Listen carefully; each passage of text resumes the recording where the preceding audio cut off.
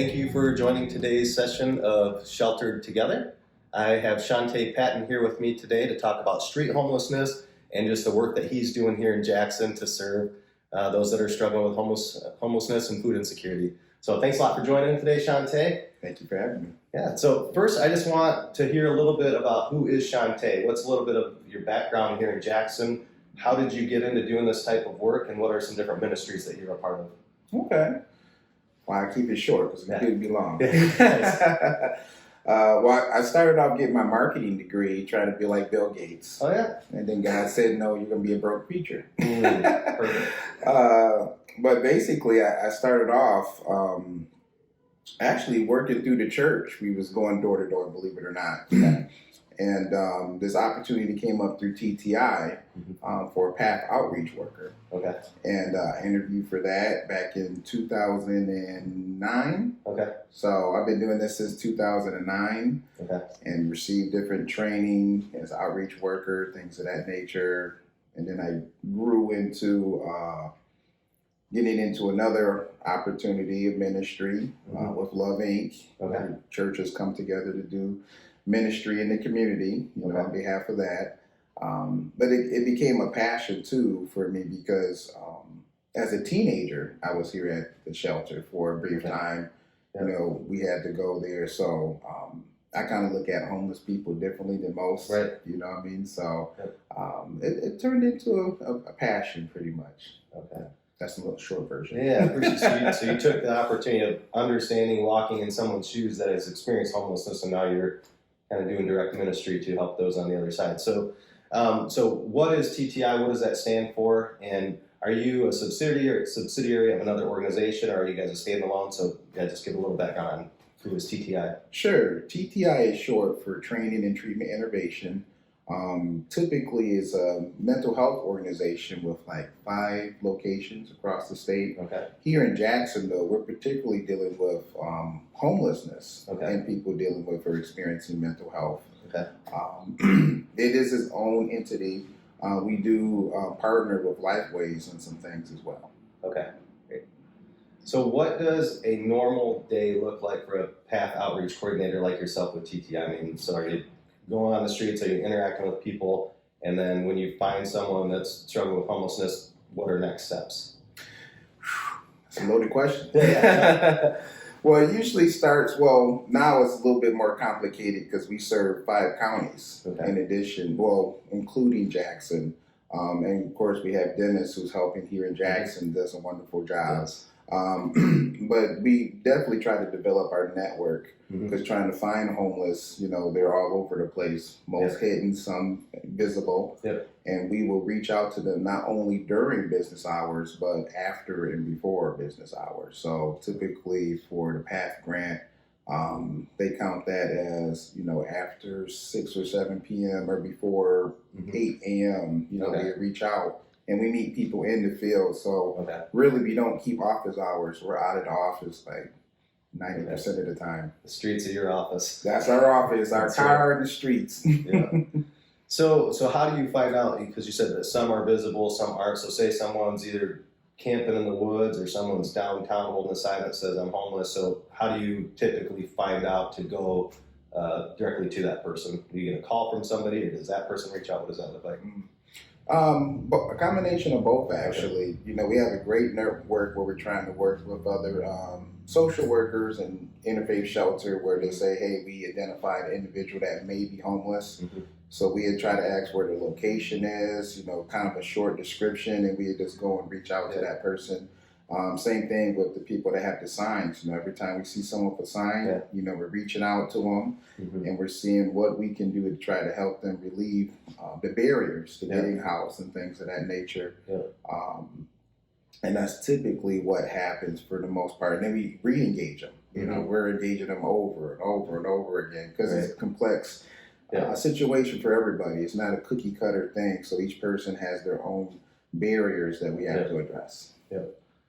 So this question, it's going to be fairly broad, and like you said, every person, there's a different situation for each person, but for those that are experiencing street homelessness that you interact with, are there typical things that you see that are common? You know, is there mental illness? Is there, you know, generational poverty? Are there other things that are fairly common? Again, not saying that everybody's story is the exact same, but like, what are some consistencies that you may have seen?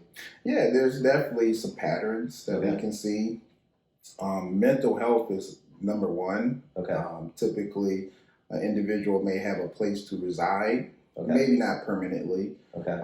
but they choose to kind of be out in this environment because of certain mental health that's not addressed or not addressed adequately. Okay. Where they can actually be safely in a home. Another thing is no income, you know, and with that, yeah, it's kind of complicated. Like you said, it depends on who it is, but that's a barrier that we have to address, whether it's a disability situation or whether we're trying to get them ready to work or equipped so they can work. Right. You know, so, and then, like you said, the other part is just the mindset. You know, it's interesting because people's perspective on how they see things really can affect their actions. Yeah. So, I mean, they may look at things as, okay, this is the way I have to survive. Okay. This is the way Granny survived and Grandpa survived and things of that nature. Okay. That's the perspective and saying, hey, I got something great that I can do. If there's a little bit of skill and help, I can actually be in a place that's better. So it's a combination of those three things. Okay. Gotcha. So it's kind of mental health, the mindset, and then income. You said were kind of those three things that you've typically seen. Yeah. So what are some ways that you've seen that are helpful, you know, with mental health stuff? I'm sure, you know, medication for certain people or specific practices and things that'll help them to stabilize that. But are there typical things that you've seen that help people to move forward where then they don't, you know, a year later end up on the streets again? Or with the mindset, you know, because basically you're talking about the generational poverty and some of those mindsets were just experiences that mom had, grandma had, uncle had, all those type of things. So what are ways that you've found that have been fruitful for breaking some of those cycles of generational poverty? The first thing is to keep re-engaging. Okay. You know, keep re-engaging. You got to talk to them over and over and over again. Yep. Building that relationship with them is critical because, you know, when you come to them as a professional, and that's why you usually see me in relaxed clothes. Yeah. You know, if I have a tie and everything, I'm coming in like, you know, you don't know nothing about my life, right? So you build that relationship. And then from that relationship, you can identify your partners, you know, Lifeways, you know, DHHS, you know what I mean? And then you're kind of like coordinating for them, you know what I mean? Because most of them, the biggest challenge for most of them are trying to navigate through the system of resources, you know, ID, birth certificate, you got to be here at this point and things of that nature. So, you know, with the mental health is a difficult one because most of the people I engage on the street, they don't want mental health treatment. You know what I mean? And if you understand what they call SMI, serious mental illness, most of them that hasn't got that concept that medication or treatment would be beneficial long term. You got to really use some techniques and some relationship building, like motivational interviewing and some other stuff they trained us on how to do to help them move to that stage of, maybe I do want to see the doctor. You know, the psychiatrist is not going to lock me up. Some of them are afraid to be locked up against their will. You know, so it's different situation in the core substance abuse. You know, that's another issue that will have people doing things out of character. And trying to get them to say, hey, you know, treatment is helpful. You know what I mean? Let's take it one step at a time. So that re-engagement is the most important part. You know, if you just go there one time, you might help them for a day, but they're coming back tomorrow. That's tricky.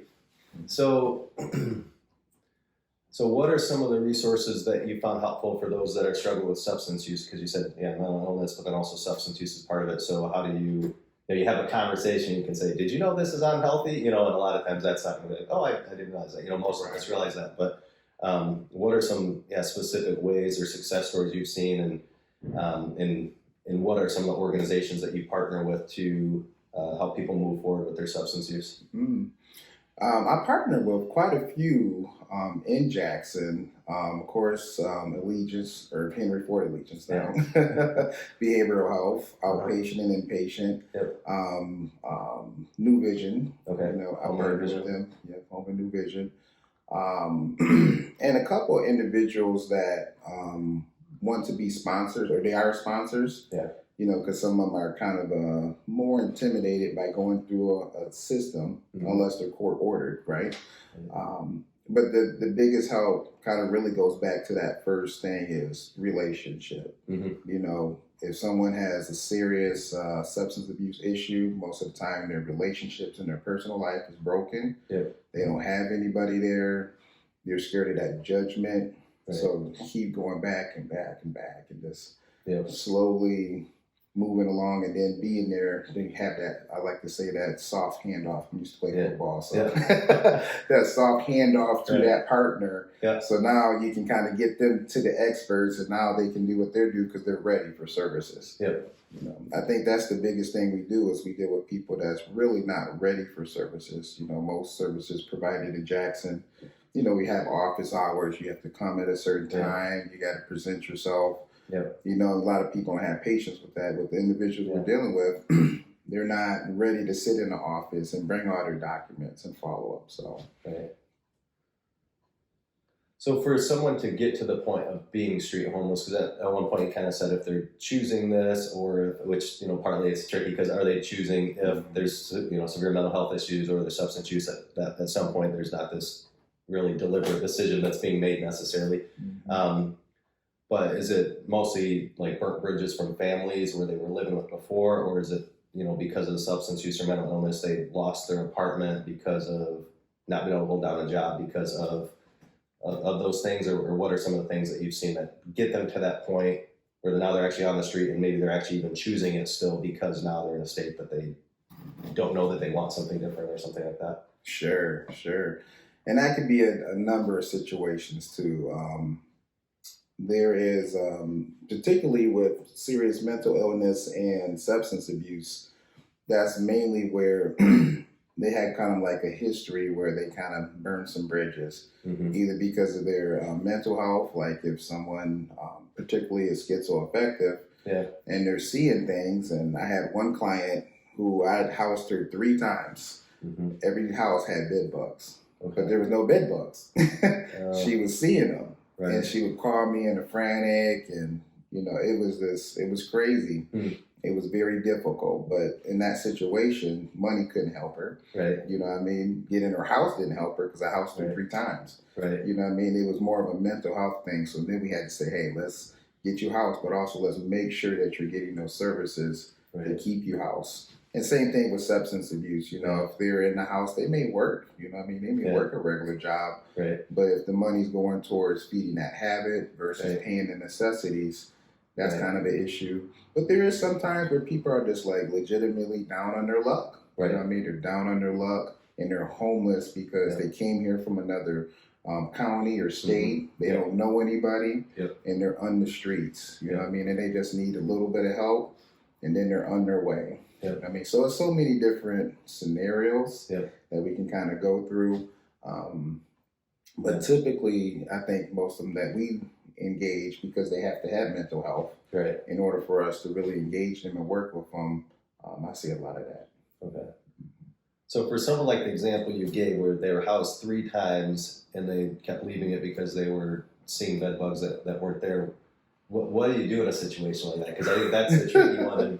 And you know, kind of side thing, because it's interesting in this line of work because, you know, a lot of people, you know, it's easy to get on social media and kind of rant about stuff and say, why isn't anybody, you know, doing anything about this? And that's all, you know, offensive to me because I'm like, Shaunta's doing something, Dennis is doing something. I know that you guys are on the ground doing something.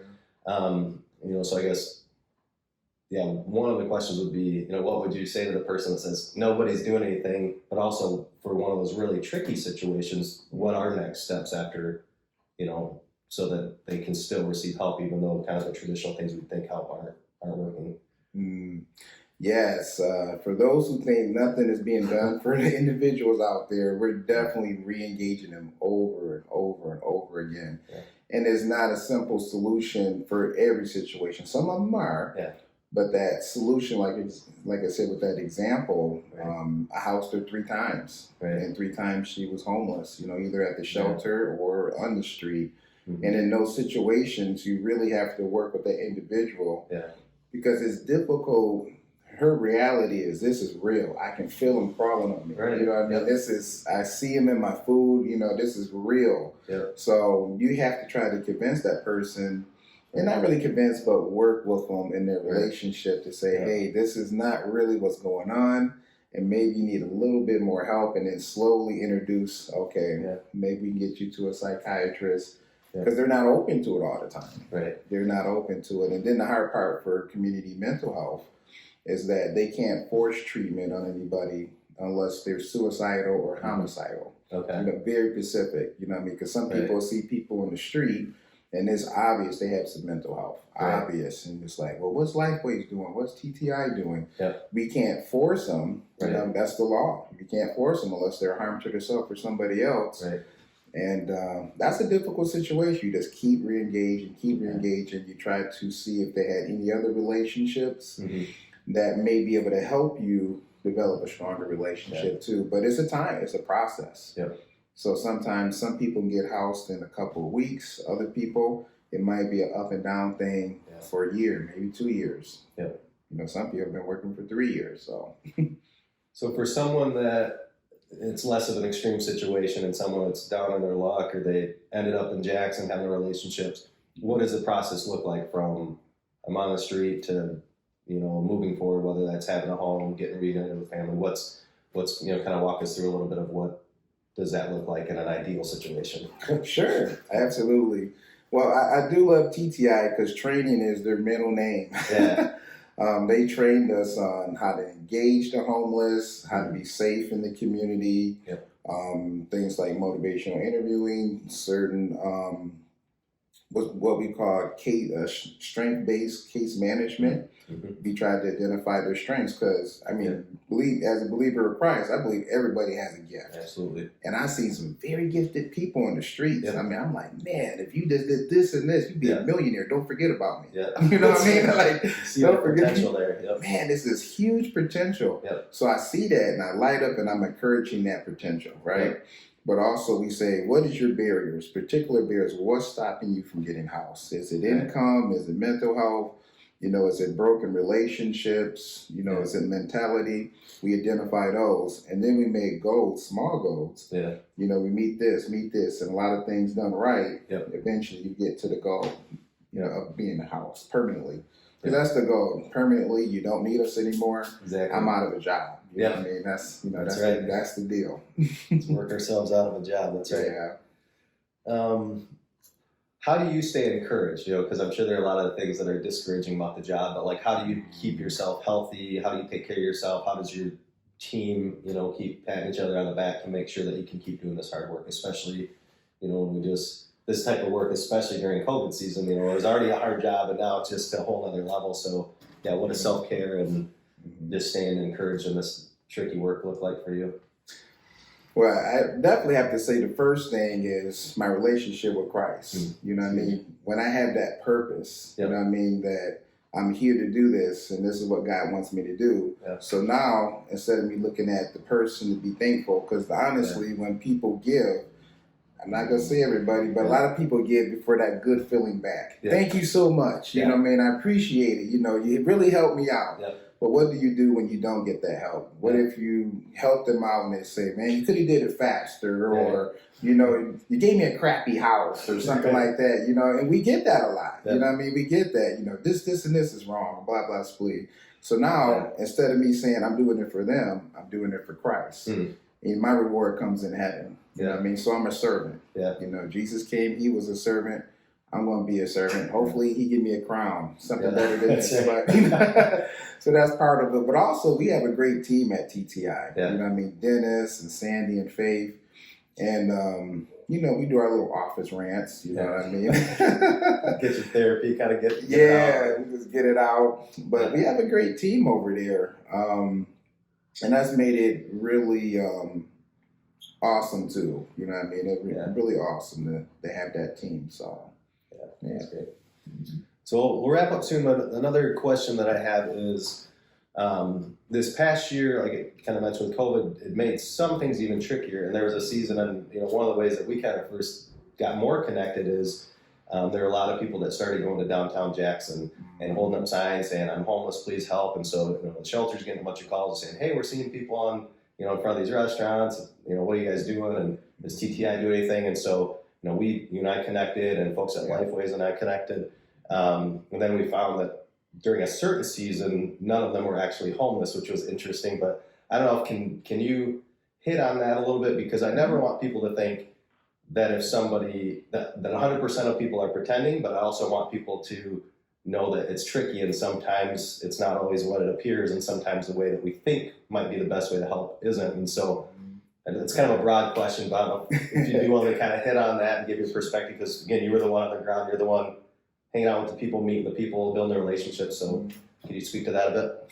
Absolutely. Well, I know with TTI, it was interesting because when the pandemic first started, a lot of people said that they was going to be, well, they was shut down or they had to work from home for whatever reason. Well, we got a letter from the PATH program said, you're, I forgot the word they used, but basically we're going to still work. You're essential. There you go. Yeah, that's the word. You don't hear it now, but you're essential worker. Keep working. You're on the streets. You know what I mean? We're going to give you PPE and just do the best you can. Yeah. So we was out in the streets then, still working.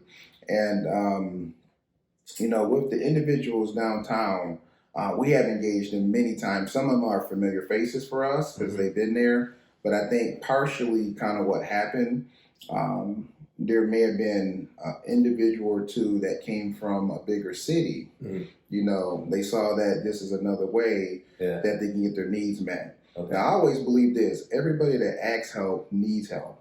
Absolutely. But they don't always need the help they're asking for. Yeah. You know what I mean? So that's the tricky part. That's the biggest part. Yeah. They all need help. So if a person said, "Hey, I need money for a hotel," they may need help, but if you give them that money, are they going to use it for the hotel? Are they use it for substance abuse or whatever? You see what I'm saying? You don't really know. So that's kind of the hard part there, is that they do need help. And also we got to look at the definition of homelessness. Right. For HUD and for what our program is, the definition is living in a place not meant for habitation. Car, under the bridge, even people living on somebody's couch, that's meant for habitation according to that standard. I think what a lot of people think is if you don't have your own permanent lease, that's, homelessness. And it isn't according to HUD. But I would say that's transient. You know what I mean? It's transient because we deal with people that, hey, I might sleep here tonight 5 days, and then something happens, then I got to sleep over here and there, and they may sleep a day or two in the streets for whatever reason. So I think that's a clear distinction. So according to HUD standards, if we looked at the people with the signs, that's in my experience and Dennis' experience, a good portion of them are not homeless according to HUD standards. Right. But I would say that just about all of them, probably a good 95% is transient. Okay. In a hotel, doubled up as we call it, living with somebody else, going from place to place, which they need help too. They may need a different type of help than someone that's homeless, but we still try to help them out too. So I think that's a key distinction there. But once again, I think engagement is the biggest part. Right. Is keep engaging them, things of that nature. When people are productive, they do better things. Right. And that's just kind of the thing. Something for them to be productive and make them happy and fulfilled in life. Yeah. Can you talk real quick about the point in time counts every January? Because when you're talking about some numbers of homelessness and HUD's definition of it, and there's different categories. So there's the point in time count every January. So what does that look like? And what are some of the numbers that we have typically found? Okay. I don't expect you to know exactly how many are housed. I don't know the numbers. Kind of thing, but just kind of hit you, generally, and then even what is, because I know it's a national count, and so it's not just a Michigan thing. But talk about that a little bit. Yeah. Well, the PIT count, as you said, is point in time count, and it's something mandated for HUD for all HUD-funded programs, and each county in the state does that, or United States, I'd rather say. For Jackson, every January, and they pick the coldest day of the year. You know what I mean? It's like you pick the coldest day, so the least amount of people's counted. You know what I mean? And that was all based off of funding and things of that nature. Our part in that, because we, of course, coordinate with the Continuum Care and all those partners, Community Action Agency, Jackson Interfaith Shelter, but they're really counting what we go back to the definition of homelessness. And homelessness for HUD, people living in a homeless shelter, which Jackson Interfaith count, aware counts in Jackson County, but also unsheltered, place living and not meant for habitation. So we get a group of people, and we start at what, 4 a.m. or 5 a.m. in the morning, which is not, for us, we kind of used to that a little bit. Maybe not 5 a.m. We may get out there at 6 or 7. But, and we go out and we find as many people out there as possible. And this is just an estimate, over the last year or so, or I can probably even point to how many we got a max. I think we found a max of like 11 or 12 people on a pit count. I can't remember what year that was, but it's during the coldest time of the year, the last Wednesday of January. So, and that's, to me, that was a lot on that day because it was pretty cold. It's pretty cold. That was unsheltered on the street that year? Unsheltered on the street. So, but typically I think it's more like 5 or 6. But Community Action, you have that number. Don't quote me on that one. And then there would have been more that were sheltered or doubled up. But the actual street count was. Because they count everybody in the shelters that day too, and they don't count doubled up though. Doubled up doesn't count as homelessness. Just like living in a car or something would count towards it, right? Yep. So I could probably go on forever, but I'm gonna, I guess, try to wrap this up. But I guess in closing, any kind of last things that you would say to somebody listening, especially those in the Jackson area, perspective on things or how to best get involved, and if you have a heart to help, how do you help in a way that's not actually hurting? That's a good question there. Well, I think if you want to help, first, I would think you should try to partner with TTI. I think you should partner because we usually have a relationship with a lot of those people. Some of them are new, Dennis has more of a relationship with them, but partnering with us would actually help. Because sometimes if we're trying to engage this person and they have maybe a substance abuse issue, and they're getting, funds, and that's kind of, sometimes, not all the time, could be counterproductive for us because we're trying to move them in a different direction. But also just keep re-engaging them, but kind of go with us. Or Jackson Interfaith Shelter, or other places like that, because we just have those relationships, and plus we kind of have that training, and trying to help move people for permanent solutions. And it's kind of like you give them something for a day, they eat for a day, you teach them how to fish, they eat for a lifetime. So that's what we're working on, long-term goals, which is not real fast results, but the results is permanent once we get them there. That's great, thanks. So if somebody did want to partner with TTI, what would that look like? Would that be going on street visits with you, or would that be donating funds, or what would partnership with TTI look like? Well, it mainly would depend on that individual, what they really want to do. But I mean, some people do want to go out there with us. I remember one time I was talking to an individual by the train station, and people was just pulling up. Jackson is generous. They're awesome people. You know what I mean? And they're pulling up. And instead of talking to the individual, because they was kind of afraid of his appearance, they said, is he safe? Is it good for me to give him $20? Is he going to spend it on drugs? And, this individual didn't have a substance abuse issue, more mental health. He's a good guy. You know what I mean? So she kind of partnered with me on the fly with that. You know what I mean? So it could look so many different ways. So do you just have a website, or if somebody wanted to find out more, would they use your website or call a number, or how would they learn more about you? They can just call us actually, because like I said, we're on the street all the time. So they can give us a call at 517-782-0010. All right. I remembered it after 10 years. That's great. Well, thanks for taking the time, and most especially thank you for the work that you do. It's huge. I know it often goes unnoticed, but it's making a difference, and thanks for the way that you serve the people in our city. Thank you for having me and the work you guys do at the shelter. Absolutely.